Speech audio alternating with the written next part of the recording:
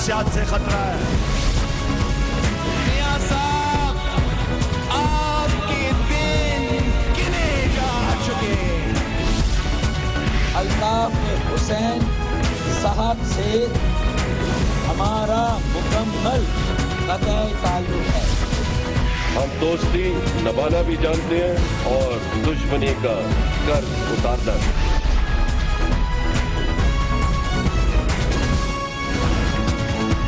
आप देख रहे हैं खबरों, तबसरों और तज्जियात पर मबनी पाकिस्तान का सबसे मोतबर न्यूज शो दुनिया, कामरान खान के साथ।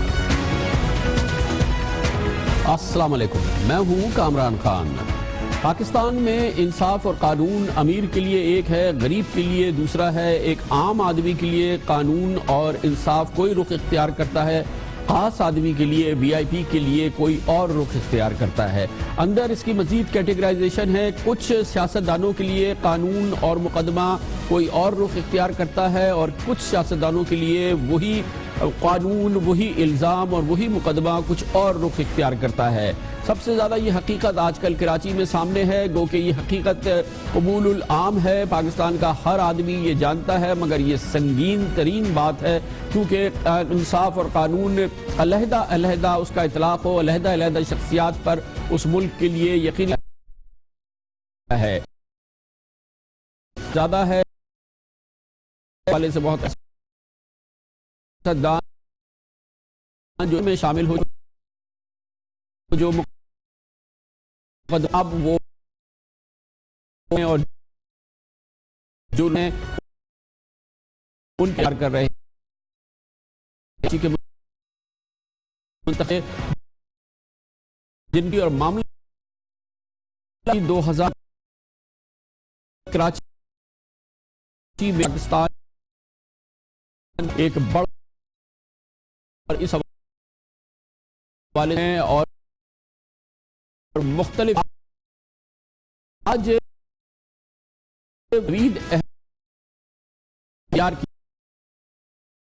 का मेयर में तालीम खुशबक है में डाल दिया। 27 वसी और है बात की सबसे हुआ वो थे हालांकि मुश्किल वाक़ उसमें थे वो मुश्किल बयान मुकदमे के बाद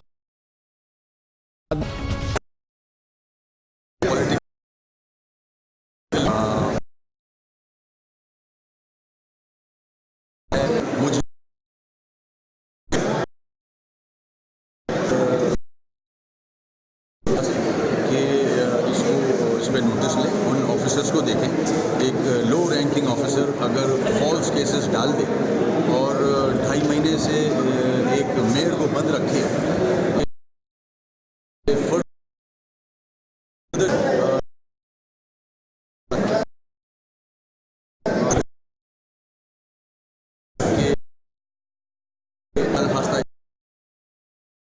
इनके जनाब फारूक की अदालत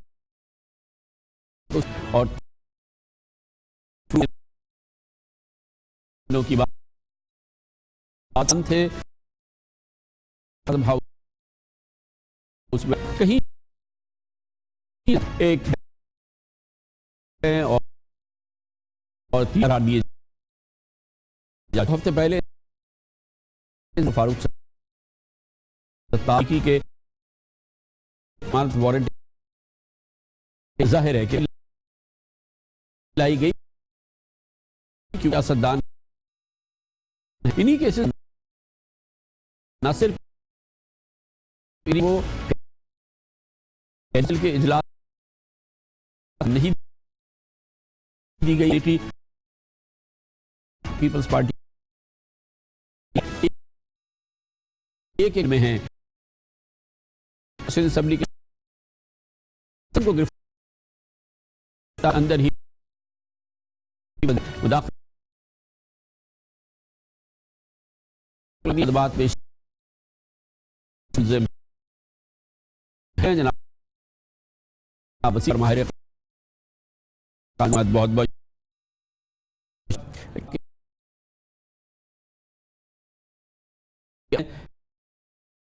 کیس ہے کوئی پوچھ رہی ہے جبکہ وہ باس میں کیا رد عمل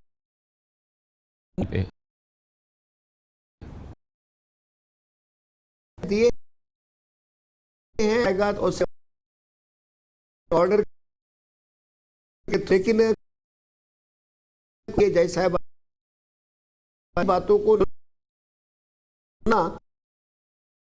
نوٹ بھی مطلب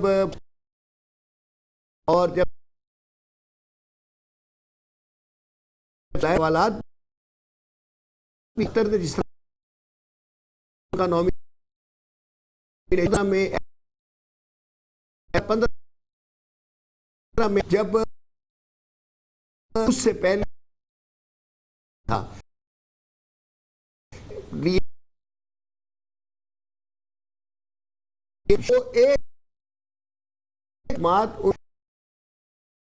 ایک ہی ملیح ڈسٹرکٹ میں جہاں کے ایس ایس پی تھے جن ابھی آج کل خواجہ اظہار الحسن کے سلسلے میں وہ خود مشکل میں ہیں، تو مقدمات کیا تھے کہ ہر آدمی جس کا مکان نمبر بھی ہے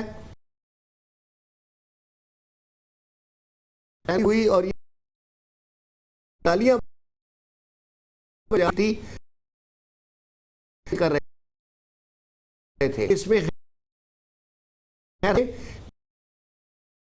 احتیاط کی بیٹی نہیں چاہتے تھے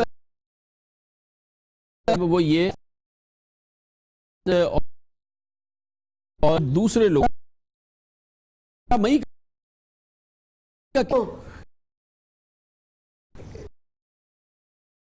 پک اینڈ ڈسکریمنیٹ آدمی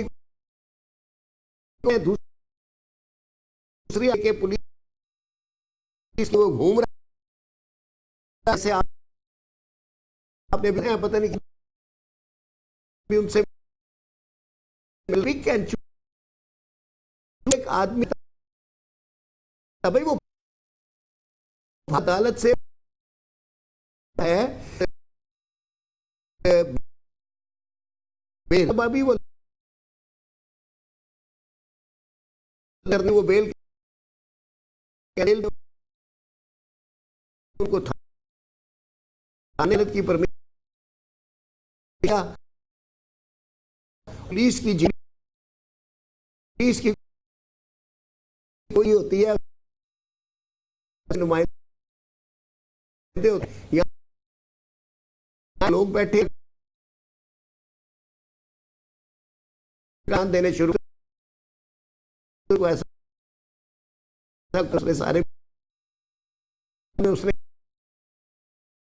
تو خود ساخت بیان کے ساتھ سر اگر باقاعدہ جو ٹی وی کے جس اور اس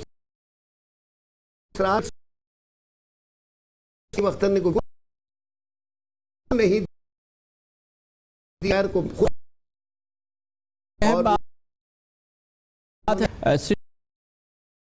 شرکت کی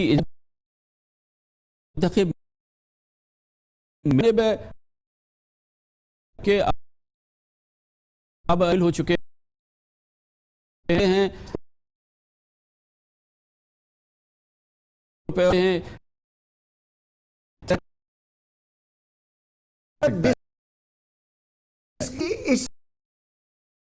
اسی کو ڈسکریمنیشن کہتے ہیں، اور لا میں ڈسکریمنیشن اور پک اینڈ چوز جب ہوتا ہے تو ہماری زبان میں اس کو میلا فائڈیز کہتے ہیں. تو جب میلا فائڈیز ہو جاتی ہیں تو اس کا مطلب ہوتا ہے کہ دیٹ کیس از بوگس. تو اب یہ کر دیے ہیں.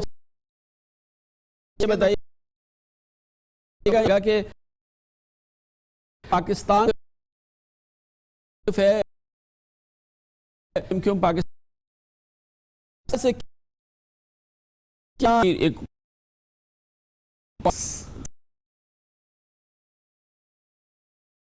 سر نہیں کی میں سے جو باہر تو ہیں لیکن جو آپ نے کی مرضی یہ بہرحال انہوں نے لیکن پوچھنا ہوگا کہ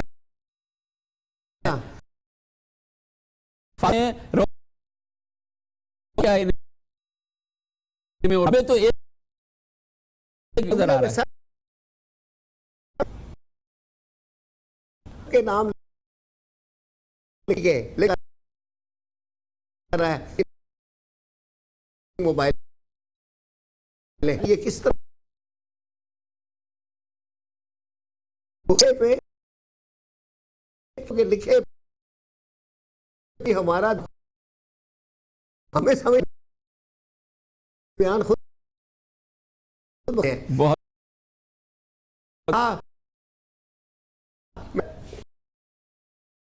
کہا کہ بڑی تقریب میں شکریہ مجموعی اور ایک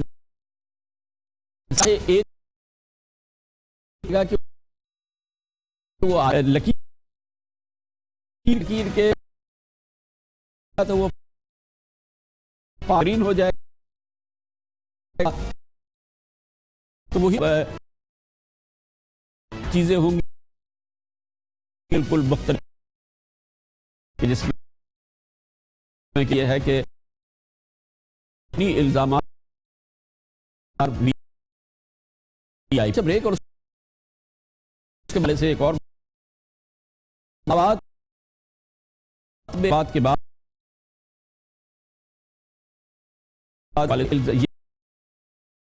یا یہ سب غلط طریقے میں کلیدی ہو رہا ان کا تعلق ہے پاکستان مسلم لیگ نون کی موجودہ کابینہ سے اور دو شخصیات جن کے مقدمات کا فیصلہ نہیں ہو رہا ان میں وزیر دفاع جناب خواجہ محمد آصف اور وزیر ریلوے جناب خواجہ سعد رفیق معاملہ اب مخالف کرتے ہیں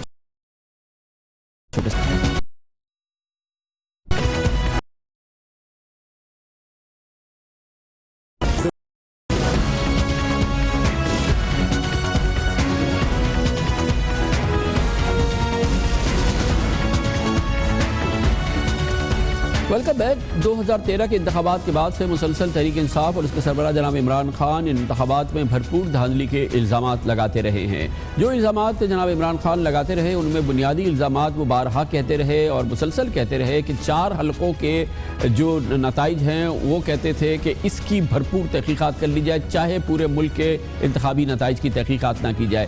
4 حلقے قومی اسمبلی کے حلقے جس پہ عمران خان مسلسل مصر رہے کہ ان کی بھرپور تحقیقات کی جائے. اس میں سے شامل تھا ایک لودھرا کا حلقہ جہاں سے جہانگیر خان ترین انتخابات ہارے تھے, ایک حلقہ تھا لاہور کا جہاں سے اسپیکر ایاز صادق الیکشن جیتے تھے, اس کے علاوہ ایک حلقہ تھا لاہور کا ہی خواجہ سعد رفیق جہاں سے جیتے تھے, اور ایک حلقہ سیالکوٹ کا تھا جہاں سے جناب خواجہ محمد آصف الیکشن جیتے تھے. اب تقریباً 3.5 سال ہو گئے ہیں, ان میں سے محض 2 حلقے ایسے ہیں کہ جن کے فیصلے آئے جس کے نتیجے میں وہاں پر الیکشن ہوئے. لودھرا سے جناب جہانگیر خان ترین بآسانی الیکشن جیت گئے, جبکہ لاہور سے جناب ایاز صادق اسپیکر قومی اسمبلی کا الیکشن جیت گئے, گو کہ ان کا فاصلہ جو پی ٹی آئی کے کینڈیڈیٹ سے علیف ڈار اس سے بہت کم تھا. لیکن اب بھی 2 حلقے جن کا فیصلہ ابھی نہیں ہو سکا ہے، ان میں ایک حلقہ ہے NA 110 سیالکوٹ کا، جہاں سے جناب خواجہ محمد آصف الیکشن جیتتے قرار پائے تھے کہ انہوں نے الیکشن جیتا، اور ایک حلقہ ہے لاہور کا NA 125 جہاں سے وزیر ریلوے جناب خواجہ سعد رفیق نے الیکشن جیتا تھا.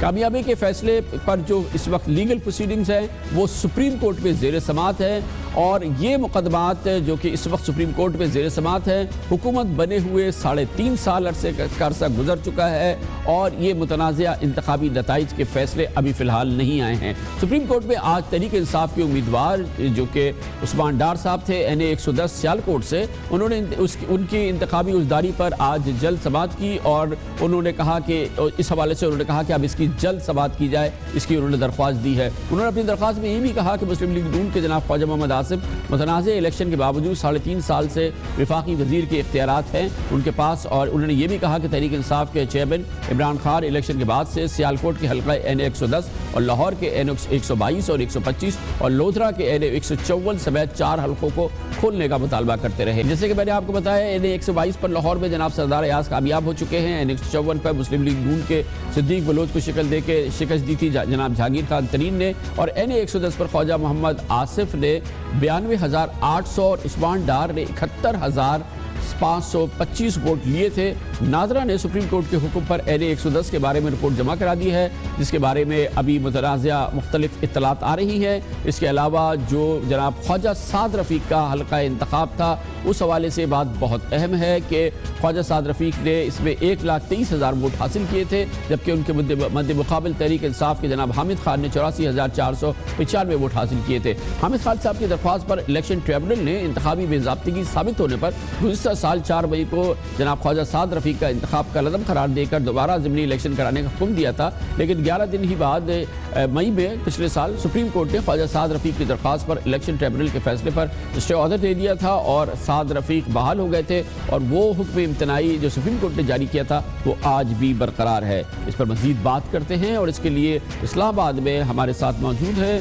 ہمارے کورسپونڈنٹ عمران وسیم. بہت بہت شکریہ عمران وسیم صاحب. دونوں کیسز کے بارے میں اس وقت کیا سچویشن ہے؟ یہ سپریم کورٹ میں موجود ہیں، یہ ان پہ کیوں سماعت نہیں ہو پا رہی، اور کیا وجہ ہے، اور ان کا اسٹیٹس کیا ہے؟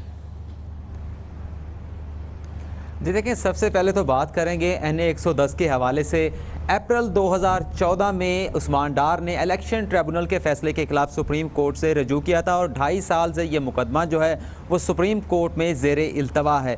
مختلف وجوہات کی بنیاد کے اوپر اس کیس کی سماعت جو ہے وہ التوا کا شکار رہی ہے، اور باقاعدہ طور پر اس مقدمے کی جو سماعت ہے وہ 2015 کے وسط سے شروع ہوئی ہے، اور سپریم کورٹ نے جنوری 2016 میں تحریک انصاف کے جو امیدوار تھے، رہنما تھے NA 110 سے، عثمان ڈار کی استدعا کے اوپر نادرہ کو یہ حکم دیا تھا کہ NA 110 میں ڈالے گئے ووٹوں کی فرانزک تصدیق کرے، اور اس حوالے سے نادرہ نے اپنی جو رپورٹ ہے وہ جون 2016 میں جمع کرا دی گئی تھی. لیکن یہ 198 پولنگ سٹیشن پر مبنی تھی، جبکہ جو 29 پولنگ سٹیشن کا جو ریکارڈ تھا وہ نہیں ملا تھا، جس کے حوالے سے سپریم کورٹ کو الگ سے تگدو کرنی پڑی، الیکشن کمیشن کو احکامات جاری کرنے پڑے، اور جتنے بھی حلقے ہیں سیالکوٹ کے ضلع کے اندر ان تمام کے پولنگ بیگ کھول کے وہ جو NA 110 کے جو گمشدہ پولنگ بیگ تھے ان کو نکالا گیا. جب وہ تمام انتخابی ملٹیریئر برآمد ہو گیا، دوبارہ سے مل گیا، تو سپریم کورٹ نے پھر اگست کے اندر یہ حکم دیا تھا کہ نادرہ ان 29 پولنگ سٹیشن کے ریکارڈ کا بھی جو ہے وہ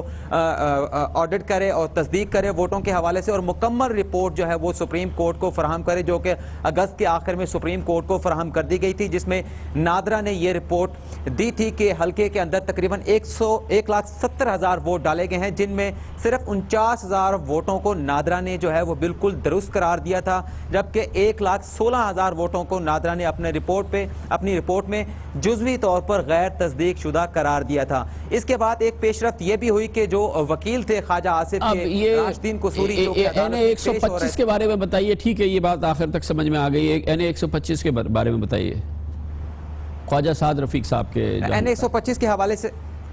جی ہاں، اسے بھی 1.5 سال ہو گیا ہے سپریم کورٹ میں زیر التوا ہونے کے حوالے سے.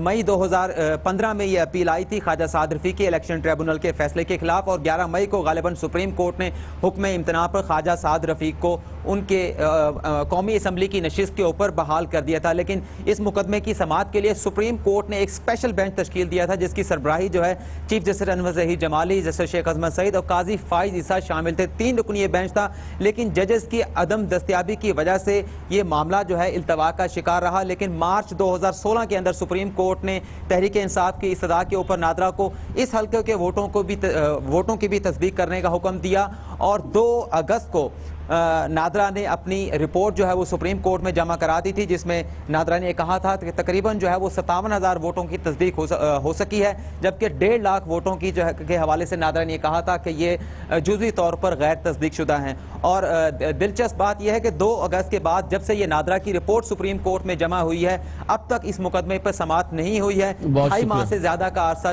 بہت شکریہ عمران وسیم, ہمیں بتا رہے تھے مختصر یہ کہ دونوں مقدمات اب 1.5 سال حکومت پہ رہ گئے ہیں. بہت اہم یہ کیسز ہیں, اور دونوں مقدمات پہ جیسے کہ آپ نے سنا ایک بہت بڑی تعداد میں ووٹس نادرا کی رپورٹ کے مطابق غیر تصدیق شدہ ہیں. معاملہ 2 وفاقی وزراء کا ہے, جناب خواجہ محمد آصف اور جناب خواجہ سعد رفیق کا.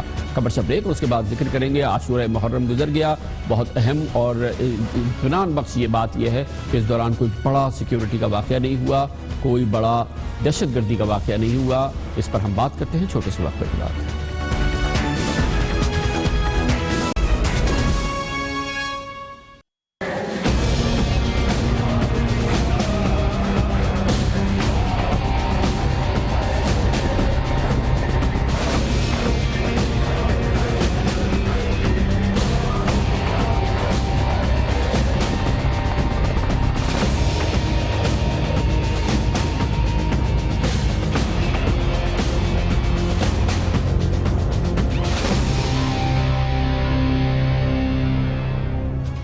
آپریشن ضرب اسب کے حوالے سے اور ملک میں دہشت گردی کے خلاف جاری آپریشن کے نتائج اور اس کے اثرات اور اس کے ثمرات پورے ملک میں واضح طور پہ محسوس کیے جاتے ہیں. اور اس کا ایک موقع آیا عاشورہ محرم کے موقع پر, جب پورے ملک میں عاشورہ محرم انتہائی پرامن طریقے سے منایا گیا. سیکیورٹی اقدامات کافی ثابت ہوئے اور پولیس اور قانون نافذ کرنے والے اس موقع پہ چوکن نہ رہے, اور اس لیے عاشورہ محرم انتہائی اطمینان سے گزرا. کوئی بڑا دہشت گردی کا واقعہ نہیں ہوا, گویا حالانکہ اس حوالے سے بہت سارے خطرات موجود تھے. کراچی میں ایک بہت بڑا خطرہ مسلسل موجود تھا, انٹیلیجنس الرٹ موجود تھا کہ کراچی میں ایک ٹرک جس میں 1500 کلو گرام بارودی مواد موجود ہے وہ موجود ہے اور اسے شاید استعمال کیا جا سکتا ہے. اس کے علاوہ یہ بھی اطلاعات آئی تھی ایک موقع پہ کہ 4 خودکش حملہ آور محرم کے جلوس پر حملہ کرنا چاہتے ہیں. 7 محرم کو, 8, 9 یا 10 محرم کو.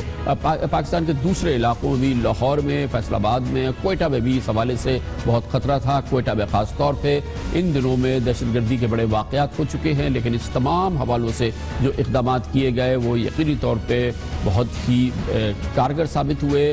اور یہ بات بہت اہم ہے کہ اس دوران پہلی بار ایسا ہوا ہے کہ 9 محرم کو پاکستان میں کہیں پہ بھی موبائل فون سروسز بند نہیں کی گئی.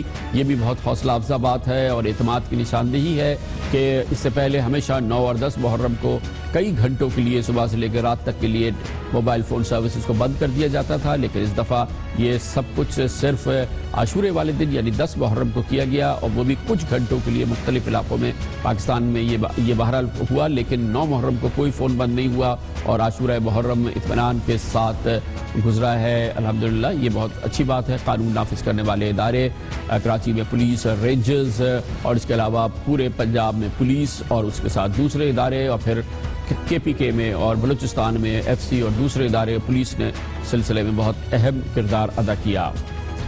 وقت ہو گیا ہے بریک کا. اس دوران آپ نیوز ہیڈ لائنز بھی دیکھیں گے اور نیوز ہیڈ لائنز کے بعد ہم واپس آتے ہیں آج کی دوسری انتہائی اہم خبروں کے ساتھ.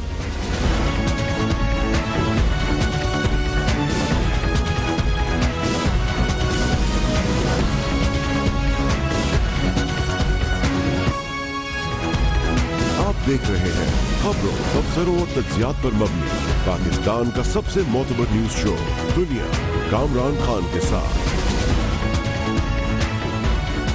Welcome back. وہ ہوا جو ہونا تھا. اب برطانیہ میں باقاعدہ الطاف حسین کے خلاف کوئی تحقیقات نہیں ہے براہ راست, نہ کوئی مقدمہ ہے. الطاف حسین کو کلین چٹ دے دی ہے برطانوی اداروں نے, اسکاٹ لینڈ یارڈ نے, اور اس حوالے سے باقاعدہ آج ایک خط بھی جاری کر دیا گیا ہے اور اس کی پریس ریلیز بھی جاری کر دی ہے لنڈن میٹروپولیٹن پولیس, جسے اسکاٹ لینڈ یارڈ بھی کہا جا سکتا ہے. اور اسی اسکاٹ لینڈ یارڈ نے باقاعدہ وہ کیس جو کہ جس کے بارے میں کہا جاتا تھا کہ وہ شاید سب سے مضبوط کیس ہے ایم کیو ایم کے بانی الطاف حسین کے خلاف, اب وہ کیس بھی ختم ہو گیا ہے. اور اس طرح سے وہ تمام شکوک شبہات اور وہ خیالات جو سامنے آ رہے تھے خود برطانوی میڈیا میں کہ الطاف حسین کیونکہ برطانوی خفیہ ایجنسی کا ایک انتہائی اہم اثاثہ ہے, ان کے خلاف کوئی بڑی کارروائی نہیں ہوگی اور نہ ہی ان کے خلاف چارجز لائے جائیں گے, ان پر باقاعدہ مقدمہ چلے گا. یہ اب صحیح ثابت ہو گئے ہیں. الطاف حسین کے خلاف اب برطانیہ میں کوئی تحقیقات نہیں ہو رہی ہے, کلین چٹ دے دی ہے. الطاف حسین کو برطانیہ نے معصوم قرار دے دیا ہے. یہ سب اس کے باوجود ہوا ہے کہ خود اسکاٹ لینڈ یارڈ نے دو مختلف چھاپوں میں ایک جانب ایم کیو ایم کے آفس سے لنڈن میں ایم کیو ایم کے آفس جو کہ ایم کیو ایم 90 لنڈن کہلاتا ہے, اور جناب الطاف حسین کے گھر سے بھاری رقوم برآمد کی تھی اور لاکھوں پاؤنڈ برآمد کیے تھے دونوں مقامات پر, اور اس حوالے سے یہ براہ راست کارروائی کی تھی لنڈن پولیس نے اور یہ رقوم کی برآمدگی ہوئی تھی. اسی حوالے سے بہت اہم پیش رفت یہ بھی ہوئی تھی کہ ایم کیو ایم لنڈن کے اہم جو رہنما ہیں طارق میر اور ایم انور وغیرہ, اور اس کے علاوہ لنڈن میں موجود پاکستانی بزنس مین سرفراز مرچنٹ کے پاس سے بھی برآمدگی ہوئی تھی. اور اس حوالے سے ان تینوں شخصیات نے اسکاٹ لینڈ یارڈ کے سامنے بیانات دیے تھے. سب سے اہم بیانات طارق میر اور ایم انور کے تھے, جس میں براہ راست یہ بتایا گیا تھا کہ کس طرح سے باقاعدہ ایم کیو ایم کی فنڈنگ را کرتی ہے, را کہاں سے پیسے فراہم کرتی ہے, کن اکاؤنٹس میں یہ پیسے آتے ہیں, اور یہ تمام تفصیلات مکمل طور پر بمِ ثبوت ان رہنماؤں نے حوالے کی تھی اسکاٹ لینڈ یارڈ کے. اس کے علاوہ سرفراز مرچنٹ نے بھی اپنی معلومات کے حوالے سے جو ان کے پاس معلومات تھی, جو ثبوت تھے, جو ٹھوس ثبوت تھے, وہ بھی پیش کیے تھے اس حوالے سے اسکاٹ لینڈ یارڈ کو. اور یہ تحقیقات جو تھی وہ کئی سالوں جاری رہی. اس میں بارہا یہ کہا گیا کہ اسکاٹ لینڈ یارڈ نے اپنے 40 کے قریب تحقیقات کار اس پہ لگائے ہوئے ہیں اور اس پہ لاکھوں پاؤنڈ خرچ کیے جا رہے ہیں, مگر جیسا کہ خیال تھا اور جیسے کہ برطانوی میڈیا کہتا تھا وہی ہوا. اور اس کی اطلاع ہم نے گزشتہ ہفتے اپنے اس پروگرام میں بھی دی تھی کہ اب الطاف حسین کو معصوم قرار دیا جا رہا ہے, آپ کر لے جو کرنا ہے. ماہرین یہ کہتے ہیں کہ دور دور تک فی الحال اس بات کا آثار نہیں ہے کہ باقاعدہ وہ منی لانڈرنگ کیس میں الطاف حسین چارج ہو جائیں گے یا ان کے خلاف کوئی کارروائی ہوگی. London police M Q M کے خلاف منی لانڈرنگ کیس میں اہم شواہد اپریل میں کراؤن پروسیکیوشن سروس میں جمع بھی کرا چکی ہے, لیکن اپریل کے بعد سے کراؤن پروسیکیوشن سروس اس بات کا فیصلہ اب تک نہیں کر سکی ہے کہ وہ ثبوت مقدمہ چلانے کے لیے کافی بھی ہے یا نہیں. بی بی سی نے 3 ماہ قبل ایک رپورٹ میں انکشاف کر دیا تھا کہ منی لانڈرنگ کیس کی تحقیقات کے دوران اسکاٹ لینڈ یارڈ کی نئی دستاویزات سامنے آئی ہیں, جن میں لنڈن میں ایم کیو ایم سے منسلک 76 بینک اکاؤنٹس کی تفصیلات موجود ہیں, جن میں 26 الطاف حسین, 38 طارق میر اور 12 accounts M Q M London کے نام پر ہیں. الطاف حسین کی برطانیہ میں مستقل رہائش اور سرگرمیوں کی وجہ ایم کیو ایم کا برطانوی انٹیلیجنس ایجنسی سے تعاون ہے. یہ کہہ رہا ہے برطانوی اخبار گارڈین, اور اس میں کہا جا رہا ہے کہ کراچی میں امریکہ نے برطانیہ کو انٹیلیجنس کا لیڈ رول دے رکھا ہے اور برطانیہ کا سب سے بڑا اثاثہ ایم کیو ایم ہی ہے. اور اس کے اثرات سامنے آ گئے. اوپن اینڈ شٹ کیس ہے. میٹروپولیٹن پولیس نے عمران فاروق قتل کیس کی تحقیقات کے دوران ستمبر 2010 میں الطاف حسین کے گھر سے 2,90,000 پاؤنڈ کیش نکالے تھے. اس کے علاوہ ایم کیو ایم کے دفتر سے 1,68,000 پاؤنڈ ملے تھے, جبکہ سرفراز مرچنٹ کے گھر پہ جب سرچ کیا گیا تھا تو وہاں سے 30,000 پاؤنڈ برآمد کیے گئے تھے. رقم ملنے کے بعد الطاف حسین اور دیگر کے خلاف منی لانڈرنگ کیسز کی تحقیقات شروع کی گئی تھی. الطاف کو پولیس نے تحقیقات کے لیے حراست میں بھی لیا تھا. ان کی 5 بار ضمانت میں توسیع کی گئی تھی. بانی ایم کیو ایم کے خلاف کیس ختم ہونے کی خبر آنے سے کچھ دیر پہلے ہی وفاقی وزیر داخلہ چودھری نثار علی خان نے آج اب سے کچھ گھنٹے پہلے کہا تھا کہ آپ کے پاس ایک خبر آنے والی ہے جس پر پاکستان کو تشویش ہے, پاکستان کو ہوا کرے تشویش. یہ حالات جو ہیں وہ سامنے آ چکے ہیں. آج جناب چودھری نثار علی خان صاحب کا کہنا تھا. پاکستان کے عوام دیکھ رہے ہیں کہ برطانیہ کا قانون جس پہ دنیا اعتماد کرتی ہے وہ ان سارے کیسز کو کس طرح دیکھ رہا ہے. تو سارے کیسز پہ آج ڈسکشن ہوئی, منی لانڈرنگ کا بھی, مرڈر کیس بھی, اور خاص طور پر جو سب سے زیادہ بات ہوئی وہ انسائٹمنٹ ٹو وائلنس ہے. یہ آج تفصیل سے بات ہوئی, انہوں نے مجھے کچھ انفارمیشن دی باضابطہ اور سرکاری طور پہ.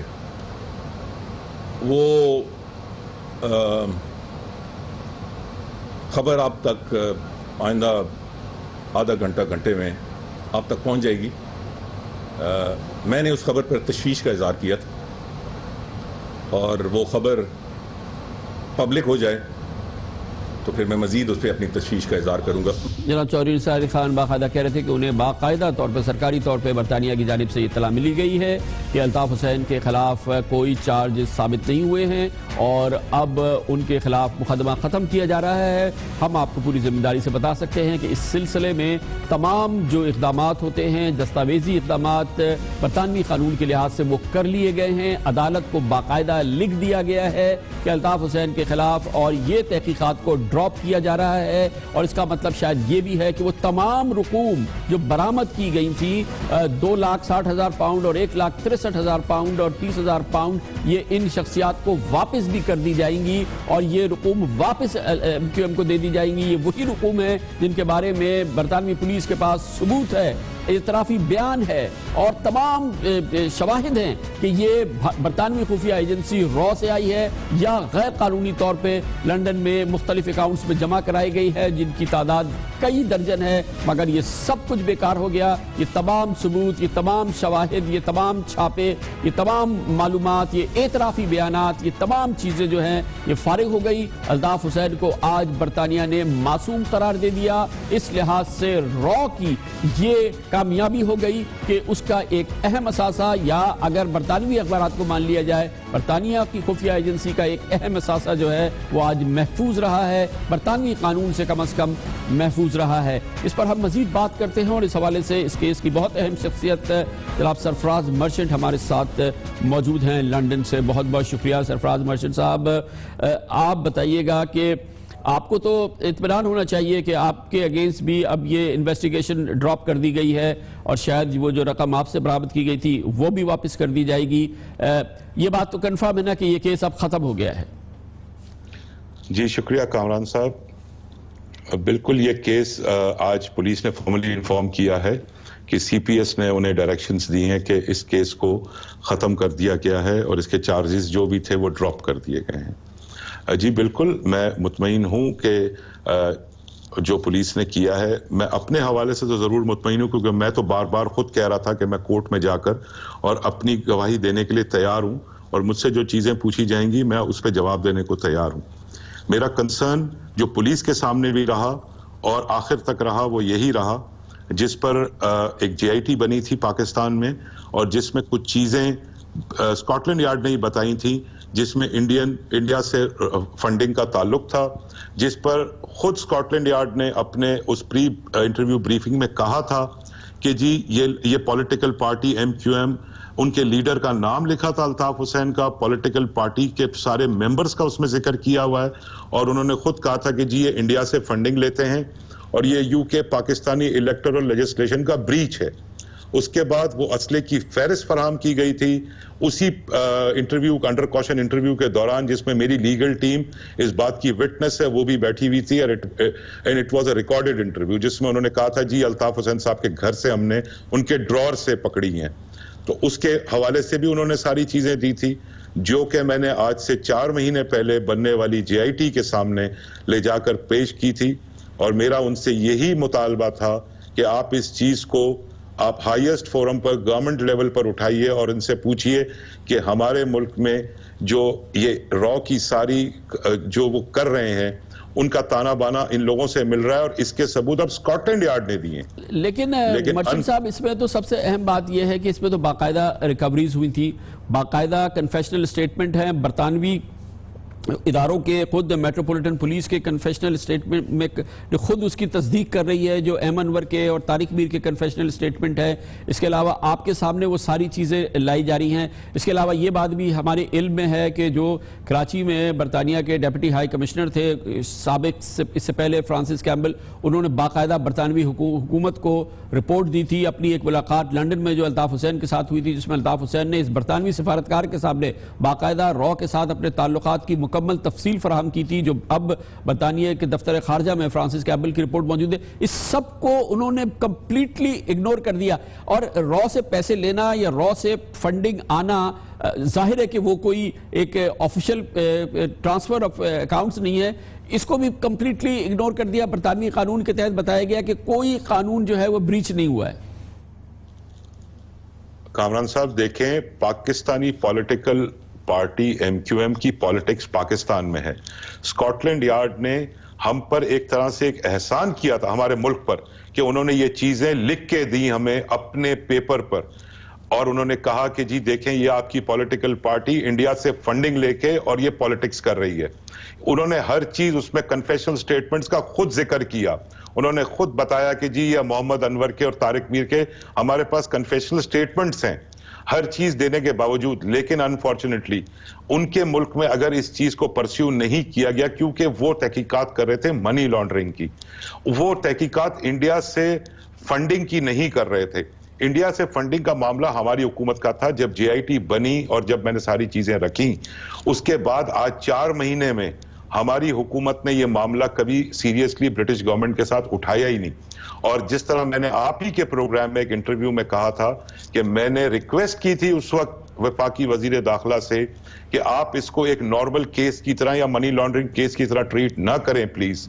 اس کو آپ اس کیس پہ لیں جو ہماری ملک کی انٹیگریٹی، سالمیت، سیکیورٹی سے جڑی ہوئی ہے. آپ اس طرح سے لیں اس کو، اس کے لیے کوئی ہائی پاورڈ باڈی بنا دیں.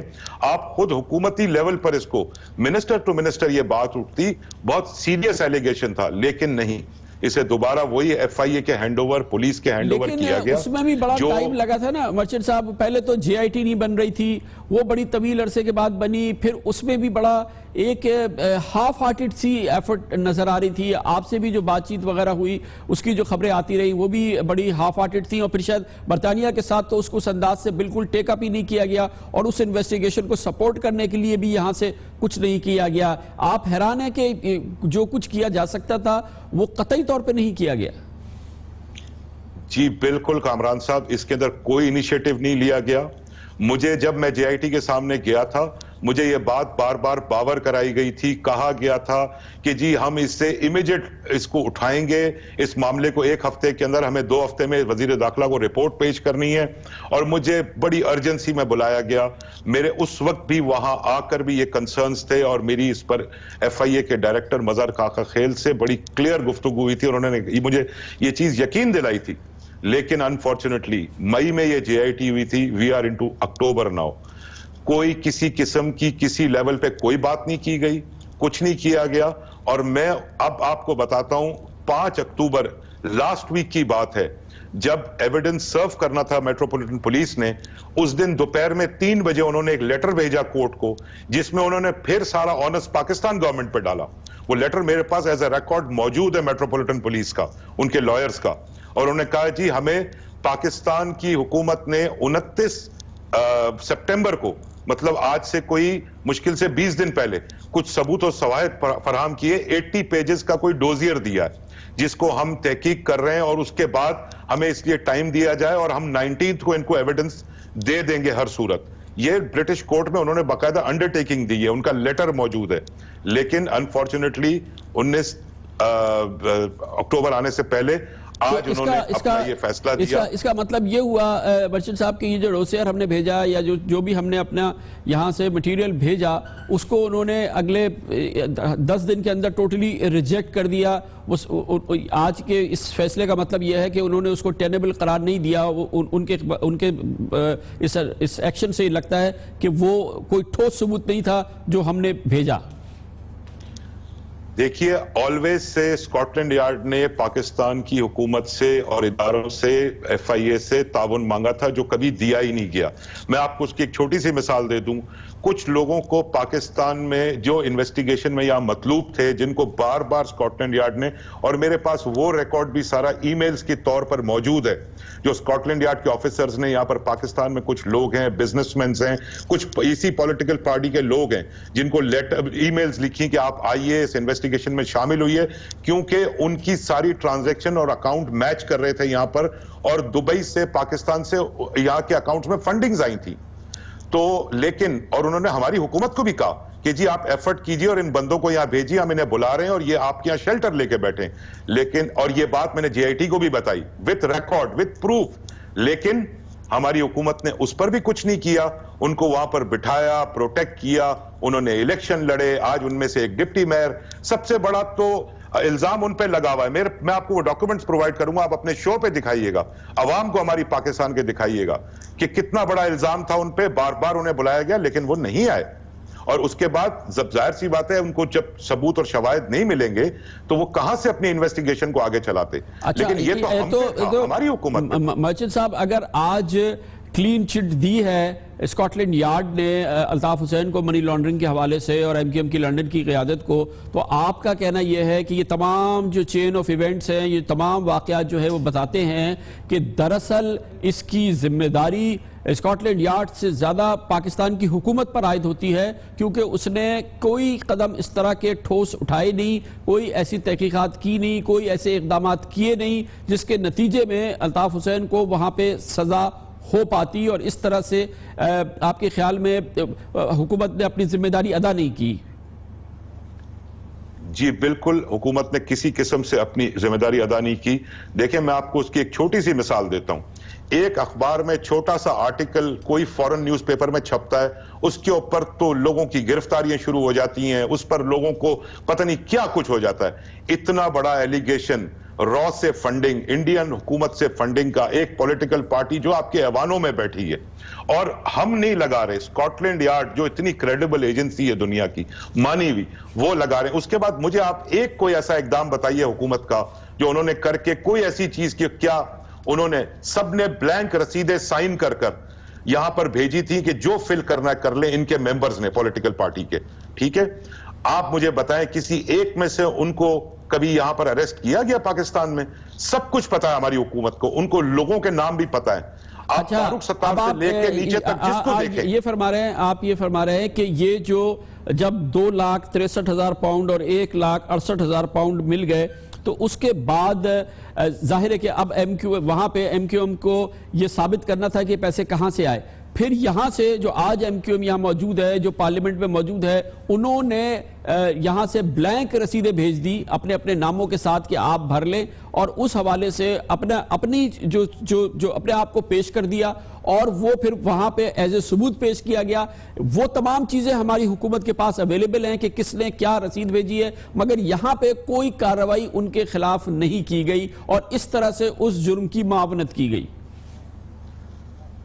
बिल्कुल आप सही कह रहे हैं कामरान साहब, उनके पास, हमारी हुकूमत के पास हर रिकॉर्ड मौजूद है, उन्हें सब कुछ पता है, वो हर चीज से आगाह हैं। लेकिन यहां पर एक अनफॉर्चुनेटली हमारा पॉलिटिकल सिस्टम ऐसा है कि अगर शायद ये चीजें खुलती, ये अगर एविडेंसेस एक्सचेंज होते हुकूमत बरतानिया और हुकूमत पाकिस्तान के आपस में, तो ये एक प्रेसिडेंस बनता आगे के लिए, जिससे आगे आने वाली जो हुकूमतें हैं उनके लिए तकलीफ होती। इसलिए इस पेंडोरा बॉक्स को आगे लेके गए ही नहीं, इसको खोला ही नहीं। इसके लिए आप सोचें, बाकी तो सब कुछ जो भी था जैसे भी था, लेकिन ये एक इंडिया से फंडिंग का मामला, इतना सेंसिटिव मैटर, जिसको आपको खुद प्लेट में रख के दिया गया स्कॉटलैंड यार्ड की तरफ से कि देखें ये पॉलिटिकल पार्टी क्या कर रही है, लेकिन फिर अनफॉर्चुनेटली हमारी हुकूमत ने फिर वही काम गोया मर्चेंट साहब के वो तमाम मालूमात जो स्कॉटलैंड यार्ड ने रॉ के हवाले से जमा की थी, और उसके तमाम सबूत, उसके तमाम शवाहिद, स्कॉटलैंड यार्ड ने बोला कि ये आपकी सियासी जमात है, یہ آپ کے سیاسی لوگ ہیں, یہ آپ کی پارلیمنٹ کی جماعت ہے, اور اس کے رو سے یہ تعلقات کے تمام ثبوت ہیں جو ہمیں ملے ہیں. ہمارے قانون کے لحاظ سے ہم اس کی کاگنیزنس نہیں لے سکتے, یہ ہم آپ کے حوالے کرتے ہیں. آپ کے قوانین کے لحاظ سے شاید یہ اگر آپ کی پارٹی کے رو سے اتنے گہرے تعلقات ہیں تو آپ ایکشن لے لیں. اسکاٹ لینڈ یارڈ نے کچھ چھپایا نہیں, باقاعدہ ہماری حکومت کو وہ تمام چیزیں دی. بالکل دی, اور آپ اس کے اندر یہ دیکھیے کہ جو میرا پیپر لیک ہوا اس کا فرسٹ پیج کا فرسٹ پیراگراف آپ پڑھیں اگر, اور اگر آپ وہ دکھا سکیں اپنے ناظرین کو, تو اس میں یہ دیکھیں وہ کہہ رہے ہیں کہ leader of M Q M mister Altaf Hussain and members of political party called M Q M. دیکھیے ایم کیو ایم میں آپ کو پھر بتا دوں انگلینڈ میں as a business entity registered ہے. پاکستان میں جس ایم کیو ایم پاکستان کو آج فاروق ستار صاحب کلیم کر رہے ہیں وہ M Q M Pakistan political party ہے, اور الزام اس پر لگا ہے, الزام پولیٹیکل پارٹی پر. انہوں نے کیٹیگورک لکھا ہے اس پیپر میں, ٹھیک ہے, M Q M political party, تو پولیٹیکل پارٹی تو وہاں پر ہے, ٹھیک ہے. آئین میں ان کے جو کچھ بھی جن کے بانی کا نام لکھا ہے وہ انہوں نے لکھا ہے اس پیپر میں. تو کیا کسی سے بلا کر پوچھا گیا, کیا فاروق ستار صاحب سے یا ان کی پوری پولیٹیکل پارٹی کے لوگوں سے, ایم این اے, ایم پی اے, سینیٹر سے پوچھا گیا کہ جی آپ کے اوپر الزام لگا ہے, آپ جواب دیں, اسکاٹ لینڈ یارڈ الزام لگا رہی ہے, آپ کلیئر کریں؟ نہیں. میں نے کہا نا کہ ہم کرنا ہی نہیں چاہتے تھے, ہماری حکومت پولیٹیکل حکومت یہ چیزیں کرنا ہی نہیں چاہتی, اور وہ کرے گی بھی نہیں, کیونکہ ان کے سب کے تانے بانے آخر میں جا کے وہیں انڈیا سے اور ان کے انٹرسٹ کے ساتھ ملتے ہیں. اور یہ چیزیں اتنی اہم ہیں کیونکہ یہ صرف زبانی کلامی بات نہیں تھی. اسکاٹ لینڈ یارڈ سے اگر ہم رجوع کرتے تو وہ اس سلسلے میں ہمیں اور معلومات فراہم کر دیتے, اور لیکن انہوں نے تو پوری معلومات جو ہے وہ مکمل طور پہ جامع معلومات, ہر صورت میں جامع معلومات ہمارے سامنے پیش کر دی, مگر ہم نے تو اس پوری ایم کیو ایم کو سینے سے لگا لیا ہے. دیکھیں کامران صاحب, اس کے اندر تو ایم کیو ایم کی بھی بات نہیں, ایک چھوٹی سی بات ہے. یہ اسکاٹ لینڈ یارڈ کا ایک آفیشیل ڈاکیومنٹ تھا, یہ نہ میں نے بنایا تھا, نہ آپ نے, نہ پاکستان کی کسی ایجنسی نے, نہ گورنمنٹ نے. یہ ڈاکیومنٹ اگر اس دفعہ prime minister to prime minister level پہ صرف یہ ڈاکیومنٹ دکھا کے یہ کہا جاتا کہ جی دیکھیں یہ سینسیٹیو معاملہ ہے, ہماری ایک پولیٹیکل پارٹی ہے, اس پہ یہ الزام لگا ہے, ٹھیک ہے, آپ یہ ڈاکیومنٹ کو کنفرم کرتے ہیں, کیا ہمارا prime minister British prime minister سے یہ چیز نہیں اٹھا سکتے تھے؟ کیا ہمارا وزیر داخلہ یہاں کے وزیر داخلہ سے یہ بات نہیں اٹھا سکتا تھا؟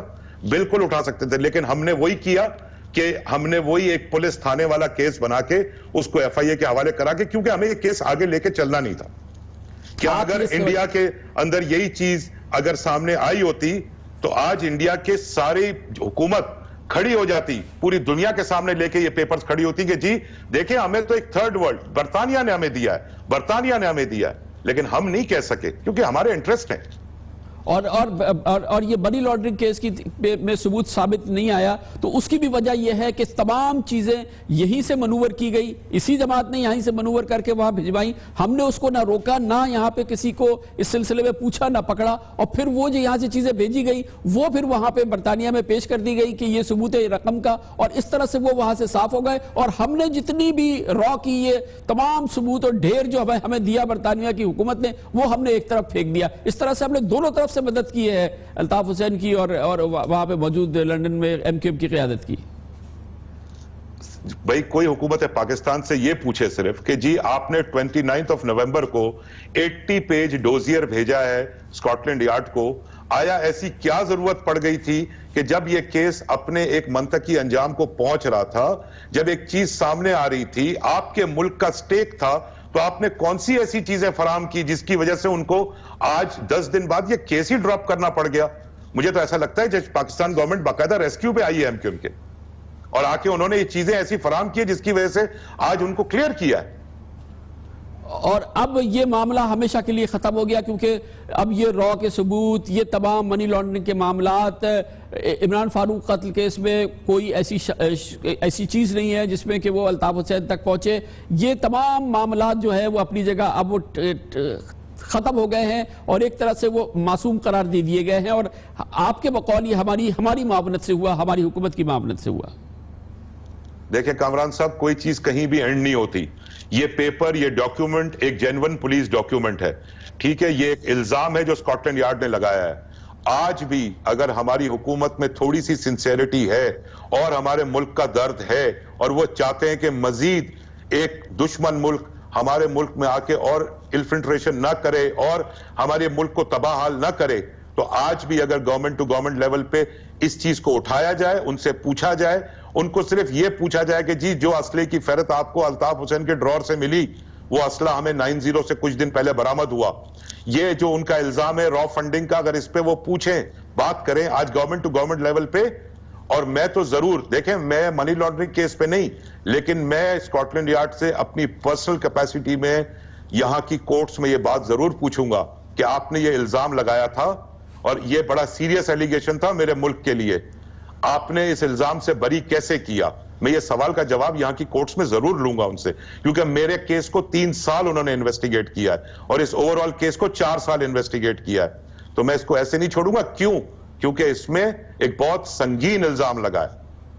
بہت بہت شکریہ سرفراز مرچنٹ ہمارے ساتھ تھے، بہت اہم گفتگو کر رہے تھے، بہت اہم اس میں الزامات ہیں اور یہ بہت ہی حساس اور سینسٹیو معاملہ ہے۔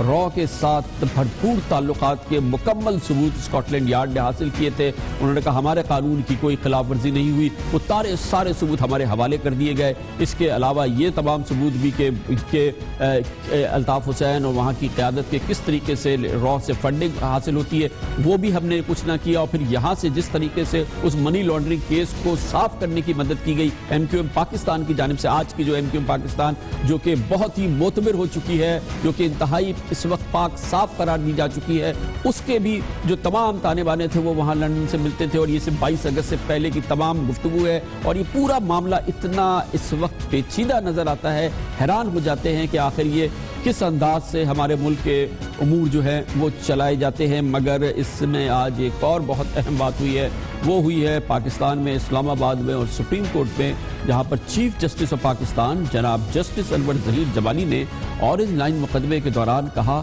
کہ لگتا ہے پاکستان میں جمہوریت کے نام پر بادشاہت قائم ہے، یہاں پر جمہوریت کے نام پر بادشاہت قائم ہے، یہ کہا ہے سپریم کورٹ آف پاکستان کے چیف جسٹس نے۔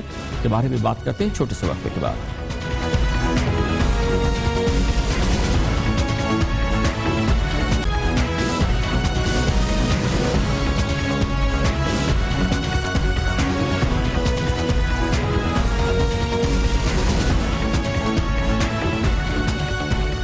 آج بہت اہم دن ہے اور بہت اہم واقعہ ہے اور بہت اہم ریمارکس ہیں جو سامنے آئے ہیں پاکستان کی سپریم کورٹ سے۔ آج چیف جسٹس جناب جسٹس انور ظہیر جمالی کی سربراہی میں 5 رکنی لارجر بینچ نے لاہور ہائی کورٹ کے فیصلے کے خلاف اورنج لائن منصوبے پر پنجاب حکومت کی اپیل کی سماعت کی، اور اس موقع پہ چیف جسٹس آف پاکستان جناب انور ظہیر جمالی نے بہت اہم ریمارک کیے۔ وہ اس پورے معاملے پہ بہت برہم نظر آ رہے تھے، مگر ملک کی موجودہ صورتحال کے حوالے سے چیف جسٹس آف پاکستان کے ریمارکس انتہائی اہم ہیں۔ چیف جسٹس آف پاکستان جناب جسٹس انور ظہیر جمالی نے آج کہا کہ ملک میں جمہوریت کے نام پر بادشاہت قائم ہے۔ پاکستان میں یعنی کہ چیف جسٹس کا کہنا ہے کہ اس وقت جمہوریت کے نام پر بادشاہت قائم ہے، غیر جمہوری رویے پر عوام کو اٹھ کھڑا ہونا ہوگا۔ یہ چیف جسٹس آف پاکستان نے کہا کہ عوام کو اس پورے ماحول میں اٹھ کھڑا ہونا ہوگا۔ عوام سے جمہوریت کے نام پر مذاق ہو رہا ہے اور لوگوں کو اپنے نمائندے منتخب کرتے وقت سوچنا چاہیے۔ یہ بھی بہت اہم بات ہے، انہوں نے کہا کہ عوام سے اس وقت جمہوریت کے نام پر ایک مذاق ہے جو کہ کھیلا جا رہا ہے۔ انہوں نے یہ بھی کہا کہ جو لوگ ایسے حکمراں منتخب کرتے ہیں انہیں پھر ان لوگوں کو بھگتنا چاہیے۔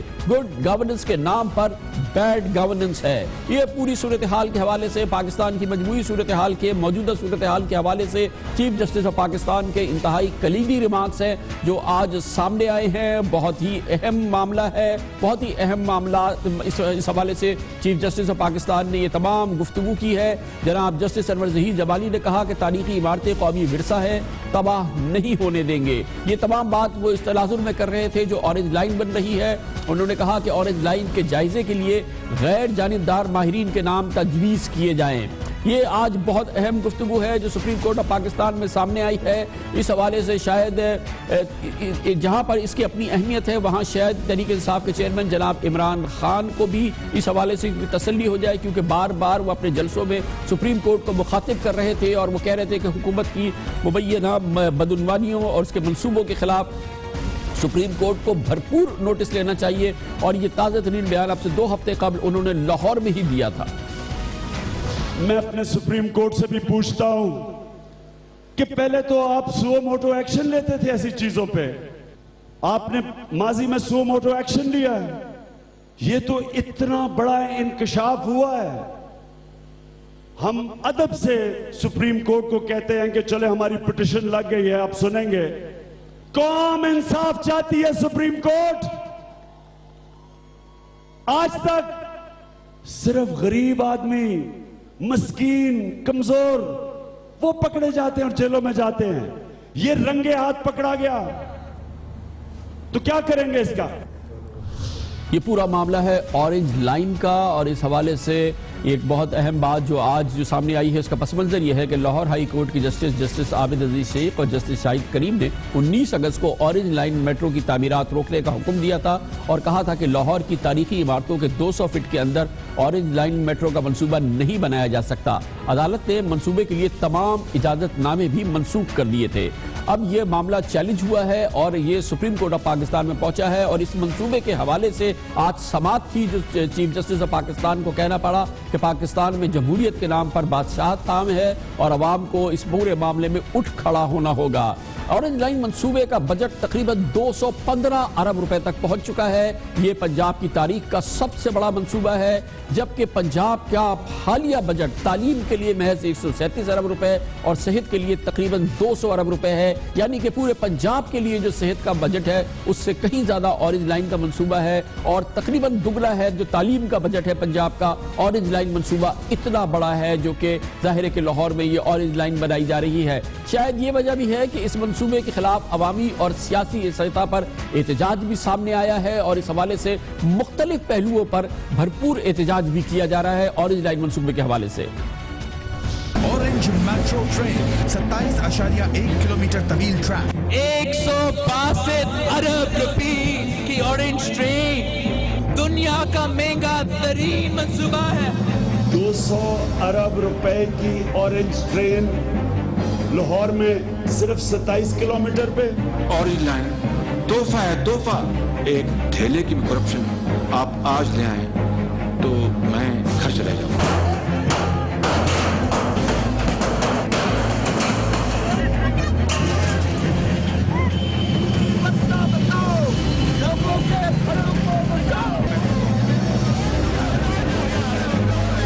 Orange metro train. جن 11 عمارتوں کے اطراف میں لاہور ہائی کورٹ نے تعمیرات روکنے کے احکامات دیے ان میں شالامار باغ, گلابی باغ, چوبرجی, زیب النساء مقبرہ, Lakshmi building, general post office, supreme court registry, Aiwan Auqaf, Saint اور یو چرچ, اور اس کے علاوہ موج دریا دربار شامل ہے. وزیر اعلیٰ پنجاب جناب شہباز شریف کا اصرار رہا ہے کہ اورنج لائن منصوبہ وزیر قومی مفاد میں ہے, جس سے تاریخی مقامات اور ثقافتی ورثے کو کوئی نقصان نہیں پہنچے گا. اس کی مزید تزئین و آرائش کی جائے گی. مداری سے کرتا ہوں کہ تمام ہمارے جو تاریخی مقامات یا ثقافتی ورثے جو اس روٹ پہ آتے ہیں ان کو نہ صرف قطعاً وہ کوئی ان کو اوپر خدا نخواستہ ذوف نہیں آئے گا, بلکہ ان کو ہم رینوویٹ کریں گے انشاءاللہ. اس کے لیے بھی ہم نے اس منصوبے میں فنڈز مہیا کیے ہیں. ہم نے جو زمین کی ہمیں ایکسٹرا ایکوزیشن کرنی پڑی, اچھی خاصی خطیر ہمیں رقم جو ہے وہ ہم نے مختص کی, اور میرا خیال ہے کہ ڈزنز آف کنالز ہم نے ایکسٹرا ایکوائر کی. یہ سب کچھ آج ہوا ہے لاہور میں اورنج لائن منصوبے کے حوالے سے سپریم کورٹ آف پاکستان میں مقدمے کی سماعت کے دوران. لیکن بہرحال آج کی سب سے اہمیت کی بات چیف جسٹس آف پاکستان کا یہ کہنا ہے کہ ملک میں جمہوریت کے نام پر بادشاہت قائم ہے اور غیر جمہوری رویے پر عوام کو اٹھ کھڑا ہونا ہوگا. اس حوالے سے ہم بات کرتے ہیں اور اس کے لیے ہمارے ساتھ موجود ہے لاہور ہائی کورٹ کی سابق جج اور پاکستان کی ممتاز ماہر قانون جناب محترمہ جسٹس ریٹائرڈ ناصرہ جاوید اقبال. بہت بہت شکریہ جج صاحبہ. آپ فرمائیے گا اگر پاکستان کے کسی بھی ملک کے چیف جسٹس، پاکستان کے چیف جسٹس اگر کہیں کہ ملک میں جمہوریت کے نام پر بادشاہت قائم ہے، عوام سے جمہوریت کے نام پر مذاق ہو رہا ہے، یہ لوگ ایسے حکمراں منتخب کرتے ہیں تو پھر انہیں بھگتنا چاہیے، جمہوریت کے نام پر بادشاہت ہے، غیر جمہوری رویے پر عوام کو اٹھ کھڑا ہونا ہوگا، چیف جسٹس کی جانب سے یہ بیان آنا اس کی کتنی اہمیت ہے؟ ظاہر ہے جب ایپیکس کورٹ میں اور اس کے جو ہے لیڈر یعنی قائد چیف جسٹس ایسی بات کریں تو اس کا تو اپنا ایک بہت گہرا تاثر ہوتا ہے. لیکن ہمیں یہ تو پہلے سے سبق جاننا چاہیے تھا کہ جب بھی کوئی اس طرح کا پروجیکٹ انٹروڈیوس ہوتا ہے تو پہلے اس کی انوائرمنٹل امپیکٹ دیکھنی ہوتی ہے، اس کے بعد یہ دیکھنا ہوتا ہے کہ بجٹری امپیکٹ کیا ہے. یہاں پہ یہ ساری چیزیں ہو چکی تھیں اور انڈر گراؤنڈ جو ٹرین ہے اس کا منصوبہ پاس کیا گیا تھا اور وہ اس کا انعقاد بھی ہونے والا تھا جس وقت یکایک حکومت نے یہ پروجیکٹ جو ہے یہ انٹروڈیوس کر دیا اور اس کے لیے کوئی پیشتر اس کے کہ یہ انٹروڈیوس کرے. یہ تو اورنج لائن کا معاملہ ہے، اس میں تو ظاہر ہے کہ اورنج لائن کا کہ آپ جو گفتگو فرما رہی ہیں وہ بالکل یہ ہے، مگر جب چیف جسٹس صاحب یہ کہہ رہے ہیں کہ اس وقت ملک میں جمہوریت کے نام پر بادشاہت قائم ہے، عوام کے ساتھ جمہوریت کے نام پر مذاق کھیلا جا رہا ہے، اور یہ جب اتنی امپورٹنٹ اور اتنی کرٹیکل جملے اور اتنے کرٹیکل ریمارکس سامنے آئیں تو اس کی اورنج لائن سے زیادہ اہمیت ہے نا. یہ خالی اورنج لائن کے حوالے سے مخصوص گفتگو تو نہیں ہے. یقیناً اس کی بہت اہمیت ہے اور میں تو بڑی سرپرائز ہوئی جس وقت میں نے خبروں میں یہ بات سنی، کیونکہ عمومی طور پہ جو سپریم کورٹ ہے وہ اس طرح کی بات کرنے سے گریز کرتے ہیں جس سے یہ تاثر ہو کہ شاید اس کا تو سیاسی عنصر ہے. لیکن ظاہر ہے کہ یہ اتنی زیادہ ان کو یہ بات تکلیف دہ لگی ہوگی کہ بغیر اس بات کا تاثر کا اندازہ لگائیے انہوں نے یہ بات. جی ہاں ظاہر ہے بہت بہت اہمیت ہے. بہت بہت شکریہ جسٹس ریٹائرڈ ناصرہ جاوید اقبال ہمارے ساتھ تھیں. اورنج لائن منصوبے کی طرف آتے ہیں اور سپریم کورٹ میں اور لاہور ہائی کورٹ میں سول سوسائٹی کو ریپرزینٹ کر رہے ہیں ممتاز لائر جناب اظہر صدیقی جو کہ ہمارے ساتھ موجود ہے. کیا آج کی کارروائی بہت اہم ہوئی ہے اظہر صاحب؟ اس کے بارے میں کچھ بتائیے نا. اورنج لائن کے حوالے سے آج چیف جسٹس صاحب کے بڑے کرٹیکل ریمارکس اسی بیک گراؤنڈ میں سامنے آئے. بنیادی طور پر آج حکومت پنجاب ماس ٹرانزٹ اتھارٹی کی طرف سے اپیلیں دائر ہوئیں. پہلے کچھ ویڈیوز دکھائی گئیں، اس کے بعد حکومت پنجاب اور ماس ٹرانزٹ اتھارٹی کے وکیل مخدوم علی خان نے کہا کہ ہم ورثے کو بچانا چاہتے ہیں. عدالت کے بھی یہ سوالات تھے تو وہاں اس کے بعد انہوں نے کہا کہ باقاعدہ اس کے لیے کمیٹی تشکیل دینے کے لیے تیار ہیں جو ورثے کو بچا سکے گی، اور اس کے لیے تین ایکسپرٹس کے نام پوچھے ہیں. وہ 3 انہوں نے نام دے رہے ہیں، ہم نے دے رہے ہیں. عدالت کے سامنے ہم نے رکھا کہ یہ معاملہ صرف اس حد تک نہیں ہے، اتنا بڑا میگا پروجیکٹ ہے، این او سی لیے بغیر یہ پروجیکٹ شروع کر دیا گیا اور اس دوران لیا گیا. عدالت آئندہ سے کوئی نہ کوئی ایک لائحہ عمل طے کرے کہ این او سیز وغیرہ چاہے ماحولیات کے ہوں یا ہیریٹیج کے ہوں وہ وقت سے پہلے لیے گئے اور شفافیت کو برقرار رکھا جائے. اب عدالت کے سامنے یہ معاملہ کل 3 نام ہم نے دینے ہیں جو ایکسپرٹس کے ہوں ہیریٹیج کے اوپر حکومت پنجاب کی طرف سے اور ہماری طرف سے دینے. بہت بہت شکریہ جناب اظہر صدیق ہمارے ساتھ موجود تھے. کمرشل بریک اور اس کے بعد ذکر کرتے اس متنازعہ خبر کا جس کا چرچہ رہا ہے گزشتہ ہفتے جو کہ اخبار ڈان میں شائع ہوئی تھی کہ سول اور ملٹری قیادت کے درمیان سخت اختلافات ہیں یا رنجش پیدا ہوئی ہے ملک میں کالعدم تنظیموں کے حوالے سے کارروائی کے معاملے میں. اب اس معاملے کو حکومت بہت سخت لے رہی ہے. وزیر داخلہ جناب چودھری نثار علی خان نے کہا ہے کہ وہ اس خبر کی جڑ تک پہنچیں گے اور اس کے لیے چاہے کچھ کرنا ہو وہ کریں گے. اس کی بات کرتے ہیں چھوٹے سے وقفے کی بات.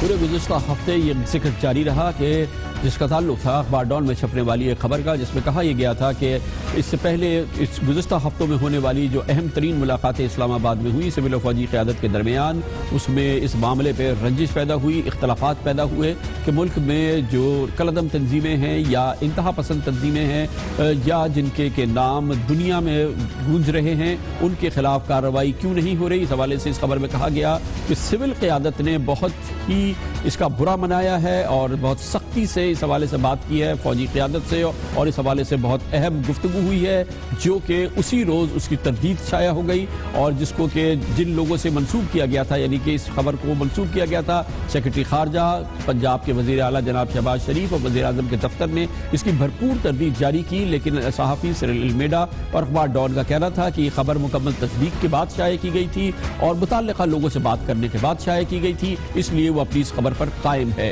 لگتا یہ ہے کہ گزشتہ ہفتے یعنی کہ عاشور محرم کی چھٹیوں سے پہلے یہ تاثر تھا کہ وزیر اعظم چاہتے ہیں کہ اس معاملے کو اس کی تحقیقات تو ضرور پہنچی جائے، لیکن سیرل المیڈا جن کا کہ نام ECL میں شامل کیا گیا تھا ان کا نام ECL سے نکال دیا جائے تاکہ وہ بیرون ملک جا سکے، اور اس حوالے سے جو میڈیا کا رد عمل سامنے آیا ہے اس پر بھی نگاہ رکھی جا سکے۔ لیکن اب لگتا یہ ہے کہ حکومت کہتی ہے، خاص طور پہ وزارت داخلہ اور وزیر داخلہ جناب چودھری نثار علی خان کا موقف ہے، جنہوں نے سیرل المیڈا کا نام ECL میں ڈالا تھا، اس کا نام رکھنے کے لیے انہوں نے اس کا حکم جاری کیا تھا۔ انہوں نے کہا کہ وہ اس معاملے کی جڑ تک پہنچنا چاہتے ہیں اور سیرل المیڈا کا نام وہ فوری طور پہ آج اور کل 2 دن کے اندر وہ اس ECL سے نہیں نکالنا چاہتے، اور یہ ایک معاملہ انہوں نے کہا کہ اس کی وہ جڑ تک پہنچے گی، یہ بہت اہم معاملہ ہے۔ اس سے آج ایک نیا رخ پیدا ہوا ہے جس کے لیے آج جناب چودھری نثار علی خان نے خود پریس کانفرنس کی، اور اس بات کو انہوں نے کہا بانگ دہل کہا کہ انہوں نے سیرل المیڈا کا نام ECL میں ڈالا اور اس کی وجہ بھی بتائی۔